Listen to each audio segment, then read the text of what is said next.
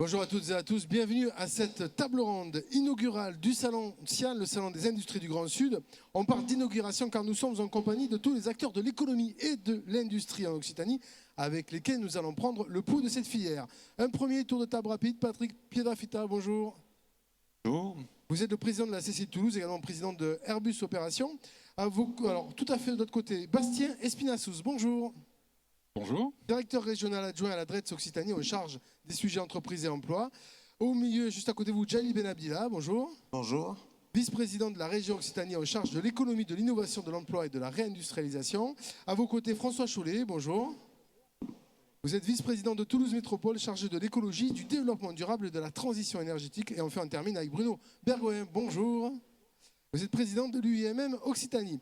Patrick Piedrafita, comment savez-vous pourquoi est-ce que c'est important d'avoir le Salon Sian Industrie sur notre territoire et quelles en sont les particularités pour l'édition 2022?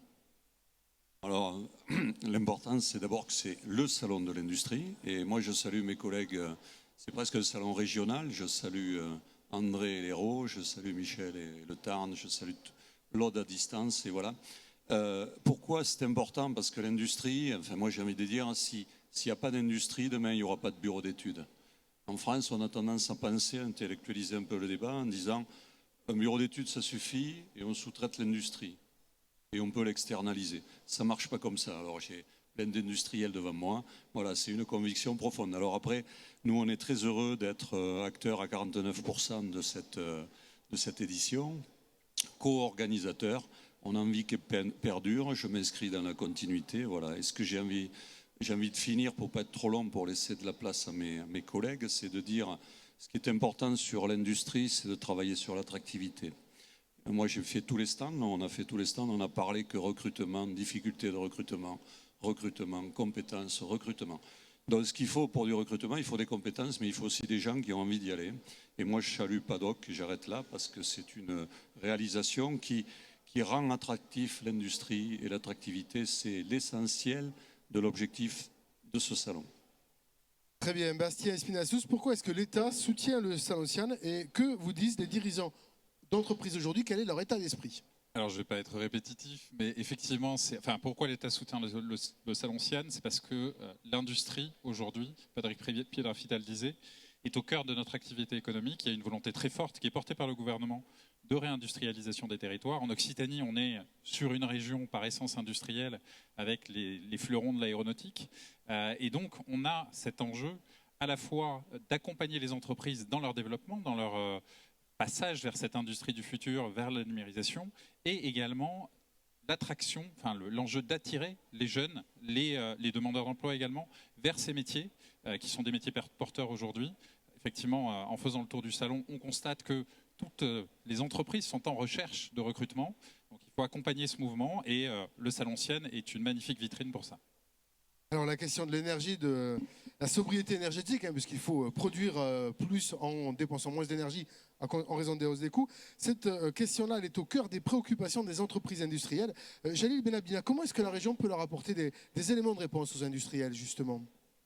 D'abord en mettant une véritable stratégie avec une vision à moyen et long terme. C'est ce qu'on a fait lors des concertations qu'on a faites dans tous les bassins de vie, bassins d'emploi, qui ont permis de décrire la nouvelle stratégie régionale emploi, transformation économique, qui va donner le cap, qui s'appuie sur la vraie transformation de nos modèles économiques et donc la résilience, la sobriété, l'attractivité des métiers, ça a été dit, mais aussi la réindustrialisation et si possible, l'ancrage territorial, parce qu'on parle beaucoup de bassins industriels, on en a 10 qui sont labellisés en Occitanie, et il faut ancrer les industries dans les territoires, et ça c'est aussi un sujet. Ensuite, de suite après, viennent les dispositifs de financement de cette transformation, de cet accompagnement, à travers des mesures que vous connaissez, de type PASS, de type contrat, de type PASS pour la transformation écologique des entreprises. Donc on a mis l'accent sur les moyens pour accompagner les entreprises dans cette transformation, pour leur permettre de suivre, on va dire, cette évolution normale et naturelle. François Chollet, le président de Toulouse Métropole, Jean-Luc Moudenc, vient justement de détailler toute une série de mesures pour répondre à cette question de sobriété énergétique. Alors, est-ce que vous pouvez nous en donner quelques éléments?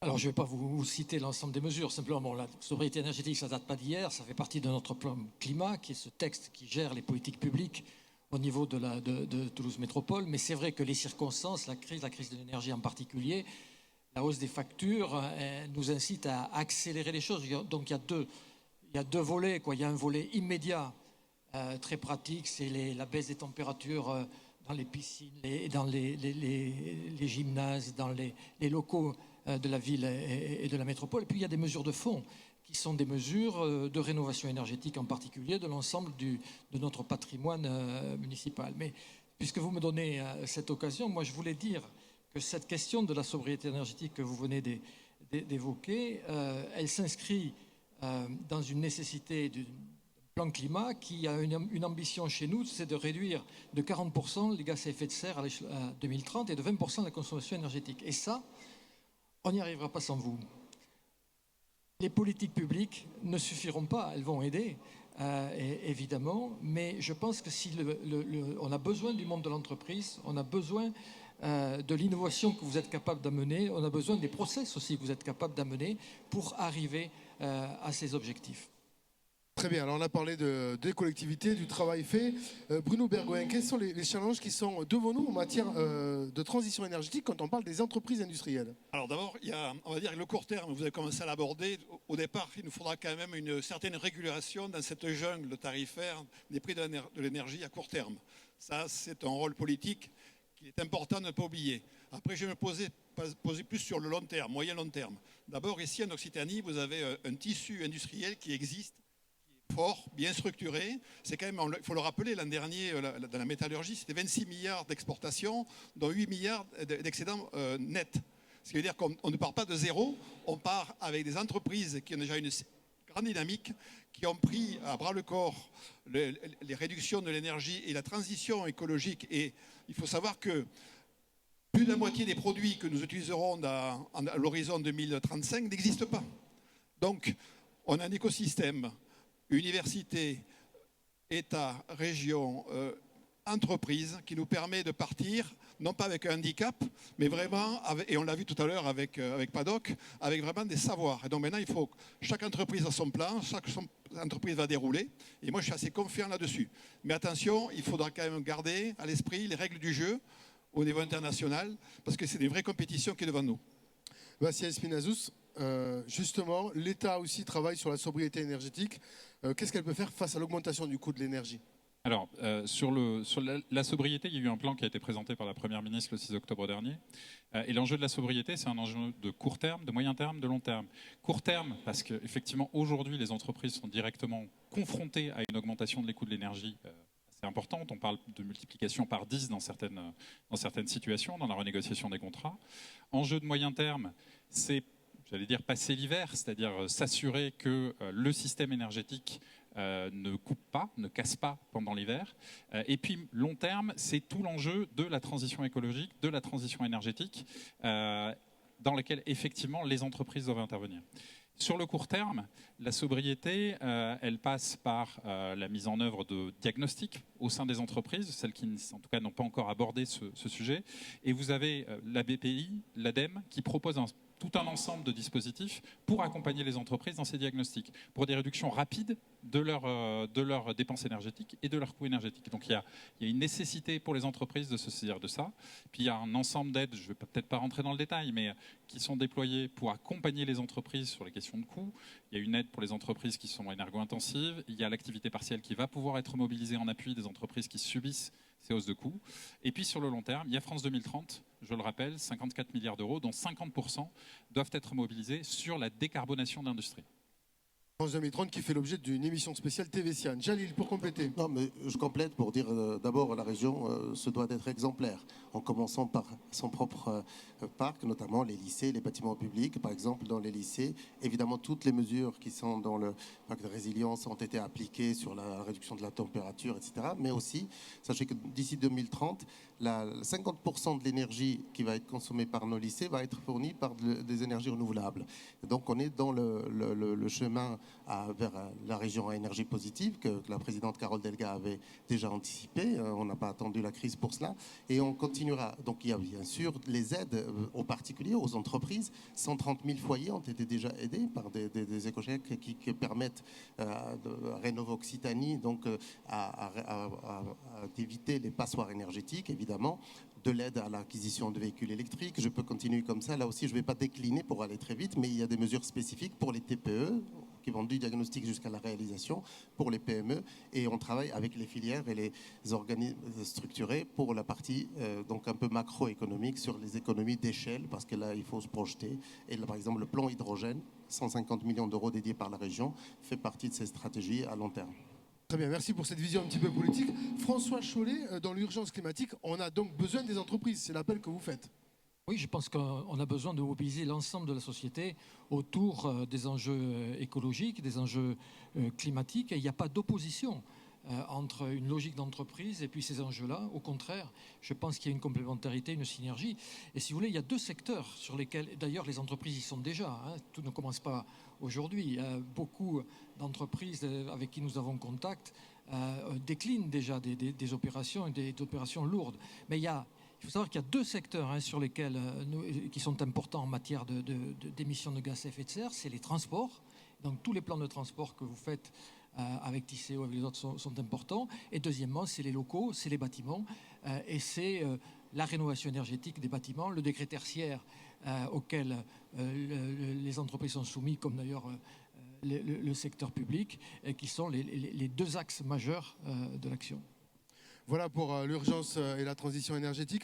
Un mot juste par rapport à l'emploi et les jeunes. Bruno Bergoin, comment l'industrie peut-elle impliquer les jeunes générations ? Alors, il faut savoir qu'ici, mes 5 collègues qui sont autour de la table, je pense que ce n'est pas nous qui allons faire. On est là pour donner une impulsion. Parce que les produits dont on parle et les challenges dont on parle, c'est 2035, 2040, 2050. Donc les acteurs, ils étaient là-bas ce matin. Il y en a 300, ce sont les jeunes collégiens, lycéens. Et c'est pour ça que pour la première fois, les 7 des 9 branches industrielles qui sont en Occitanie ont décidé d'être présents et de montrer leur métier sous forme de quiz à des jeunes. Alors, les 2 qui ne sont pas venus, c'est qu'ils ne pouvaient pas, c'est tout. Sinon, on serait là à 9. Donc, ça montre bien l'importance que les branches industrielles apportent à cette jeune génération à laquelle il faut montrer que les produits qu'ils ont tous les jours, ils ont été faits par des industriels. Donc, voilà, donc c'est avec eux, et c'est pour ça que nous avons consacré ce salon à ces jeunes pendant 3 jours, en passant vraiment 3 jours exceptionnels avec eux. Et je pense qu'ils en garderont bon souvenir et qu'ils prendront tous les challenges et qu'ils continueront et qu'ils déploieront ce qu'on aura décidé de faire collectivement. Eh bien, on leur souhaite en tout cas, puisque vous parlez du salon, on va conclure. Patrick Piedrafita, quelle ambition porte la CCI dans le développement du salon Sian pour les années à venir ? Bon, je vais essayer de ne pas faire trop long, mais je ne te promets pas. Et je suis obligé de rebondir. D'abord, on va faire du court terme, moyen terme, long terme.